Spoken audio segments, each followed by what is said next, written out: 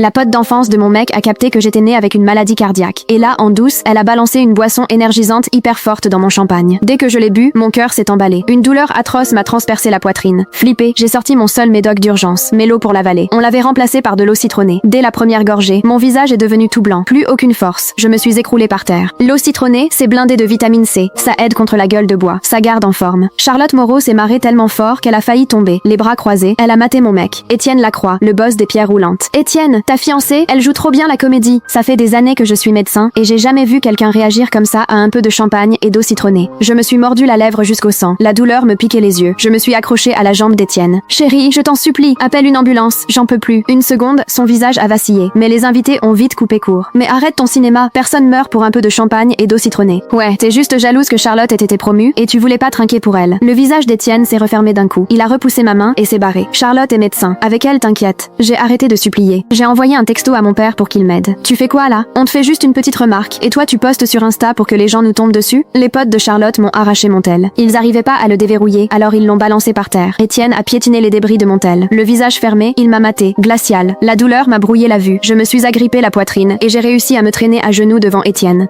J'ai rien fait, Étienne. Je suis née avec un problème au cœur. Je crois que je fais une crise. S'il te plaît, appelle une ambulance. Étienne a fini par capter qu'un truc clochait. Il a froncé les sourcils. Mais avant qu'il bouge, Charlotte l'a tiré à l'écart. Étienne, ta fiancée, aucun respect. Tout le monde est venu fêter ma promo. Et elle, jalouse, elle essaye de tout gâcher. Je savais qu'Amélie me kiffait pas. Je l'ai invitée pour qu'on arrange les choses, mais ça lui a pas plu. Là, elle montre à tout le monde à quel point elle peut être méchante. Étienne, si j'avais su, je t'aurais invité toi tout seul. Elle m'a lancé un regard de mépris. T'es vraiment doué pour faire semblant, hein? Ce talent-là, tu devrais le garder pour le ciné. Au lieu de comploter et de tout pourrir. Je respirais de plus en plus mal. J'entendais mon propre souffle qui sifflait, comme un poids énorme sur ma poitrine, qui m'écrasait le dernier filet d'air. Étienne et Charlotte ont grandi ensemble. Ils avaient leur petit cercle à eux. Quand on s'est mis ensemble, Étienne était tellement pris par les affaires de la mafia, et par nous deux, qu'il voyait beaucoup moins ses potes. Ça, Charlotte, ça lui plaisait pas. Elle débarquait souvent sans prévenir quand Étienne et moi on sortait. J'en ai parlé plusieurs fois à Étienne, mais il l'a jamais pris au sérieux. Charlotte, c'est comme ma sœur, te prends pas la tête avec ça. Et là, Charlotte en a rajouté. Amélie, je suis juste là pour aider les copains à voir si t'es faite pour Étienne. Il t'a déjà accordé pas mal de temps, sois pas si gourmande. En gros, Charlotte me faisait comprendre un truc. Si je kiffais Étienne, je devais accepter tous ses potes. Charlotte comprise. Et même quand c'était censé être mon rencard avec Étienne, on finissait toujours par faire ce que Charlotte voulait. On mangeait ce qu'elle voulait. On matait les films qu'elle voulait. Au final, à tous mes rencarts avec Étienne, je me retrouvais à traîner derrière lui et Charlotte. Et si je montrais la moindre frustration, Charlotte se payait ma tête. Soi-disant, j'étais mesquine et jalouse. Et Étienne, du coup, il perdait de plus en plus patience avec moi. Je suis revenue au présent. Charlotte a maté ma tête de douleur et a haussé les sourcils, l'air méga fière d'elle. J'ai capté, Amélie, t'es tellement habituée au projo que t'as toujours besoin de voler la vedette, hein? Aujourd'hui, c'est moi la star. Et comme personne t'applaudit comme tes fans, tu nous fais ton cinéma juste pour qu'on te regarde. Tous